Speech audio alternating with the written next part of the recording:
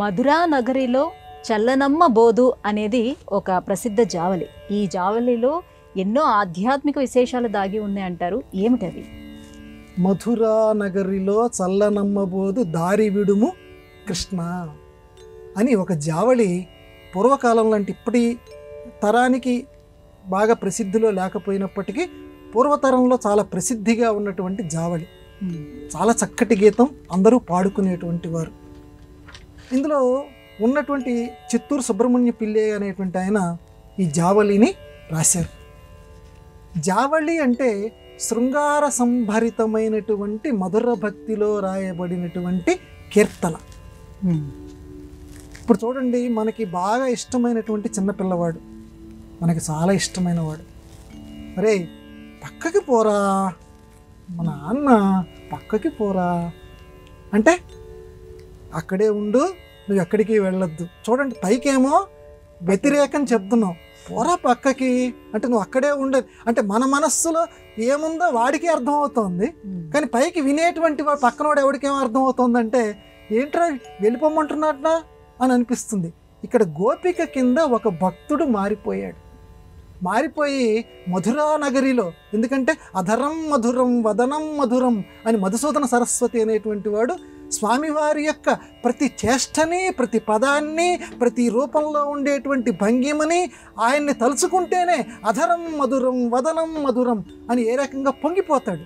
మధురా నగరి అంటే అదే.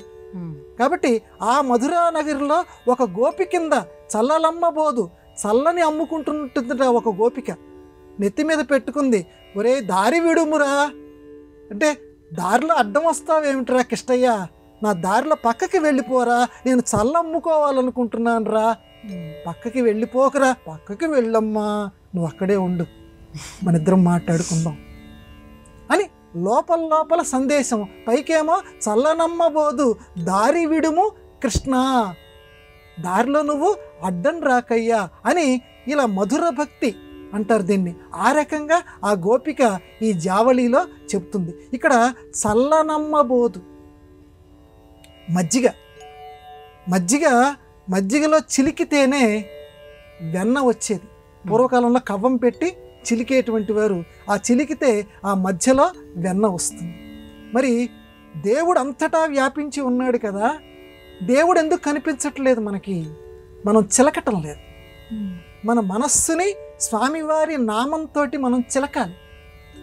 కవ్వంతో, ఆ నామము అనేటువంటి కవ్వంతో ఈ మనస్సు అనేటువంటి ఆ చల్ల అంటే మజ్జిగ, ఆ మజ్జిగని కనుక మనం చిలికితే ఆ దైవము అనేటువంటి వెన్న ఈ మనస్సులోనే బయటపడిపోతుంది.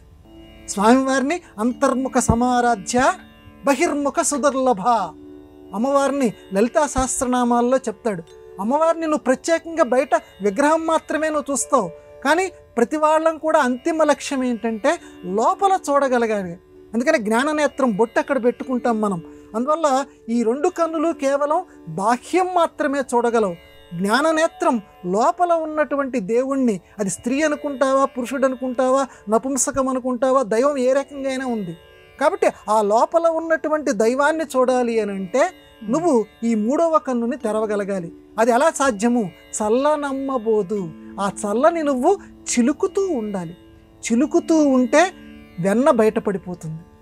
వెన్న అంటే మొత్తం దాని యొక్క సారాంశం, ఈ జీవి యొక్క సారాంశం, అంతరాత్మ ఏదైతే ఉందో, అంతర్యామి అలసితి సొలసితి అన్నమయ్య అంటాడు. అంతర్యామి లోపల చరిస్తూ ఉంటుంటాడు ఆయన.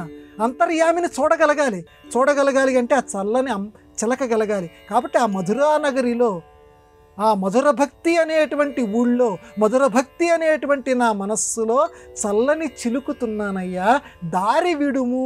ఈ దారిలో రకరకాల అడ్డంకులు నాకు ఉన్నాయి స్వామి, బంధాలు అనేకం ఉన్నాయి స్వామి, నన్ను పట్టుకు లాగుతున్నారు స్వామి, ఆ దారిని పక్కకి తప్పించవయ్యా, దారి విడుము, విడిపించవయ్యా కృష్ణ.